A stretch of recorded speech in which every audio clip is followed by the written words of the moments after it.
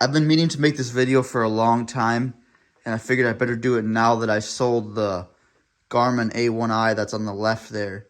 So this is not going to be a video in depth going over the two sites, the differences. The only thing that needs to be talked about, in my opinion, is just the micro adjustments. So the thing is that I see a lot of people talking about, oh, the Garmin, the new one, the Pro. The only difference is the micro adjustments that are on the site here. The spinning micro adjustments that make it easier to sight in. And I think people are overlooking how big of a deal that really is. And it's kind of a huge deal.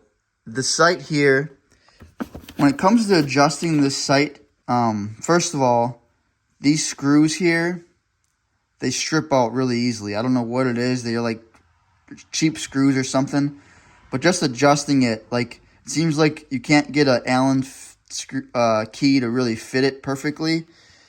And it just strips it out. And the other thing that sucks about it is when you're trying to loosen these screws and adjust the sight left, right, up, down, whatever, you try to move it a little bit and it's kind of difficult. So then you use a little bit more force, and then it goes way out of where you wanted to move it to. It's just really difficult to sight this sight in.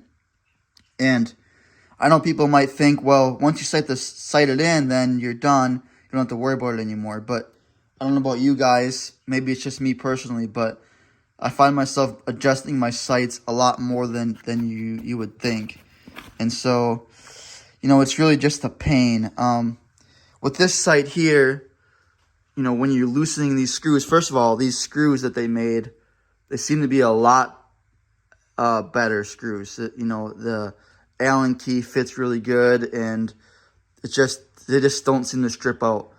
And I feel a lot more confident, if you with this sight, if you're gonna make adjustments, you better take a picture of your sight first. Take a picture of the lines, where it's at, where it's lined up, just in case when you go to loosen it up and move it, and you go way out of whack, you'll be able to get back close to where you were. The other thing that sucks about this sight is when you do go to tighten it back down, I feel like, because when you're loosening this up, this other piece here will kind of move up and down.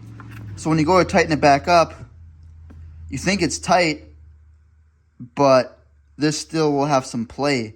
So you almost have to lift up on this section and then tighten this down. That way it's tight. And you have to really make sure these are tight, really screw these things in, because I feel like even when they're tight, I feel like the sight still moves over time. It'll move just slightly, and then all of a sudden you'll be hitting to the left a little bit, and you won't know why. And so that goes back to also the fact that these screws strip out really easily, because you're sitting here, you're over tightening it, and they just get stripped out. So if you're gonna get the a1i and not the Pro, I would right away just get replacement screws for it, just as backups. Again, people go talk about this site and just that it's just micro adjustments. Why is it worth extra money? And I'm telling you right now, that's all you need. That improvement right there is a bigger deal than you think. Get this site, even just for this reason. I'm telling you, it's gonna be worth your money, and it's gonna be a lot less headache. This site here, this a1i Pro, I got it on both of my bows now, and this feels like a finished product. This right here, this original one, feels like a demo. I don't know what the word is. It's it doesn't feel like a complete site. For the money you pay for this, it does not feel like a finished product. Whereas this definitely feels like what the original should have been. Should have been the site in the first place. So that's it. These micro adjustments are a lot bigger deal than you think, and this is definitely worth the money.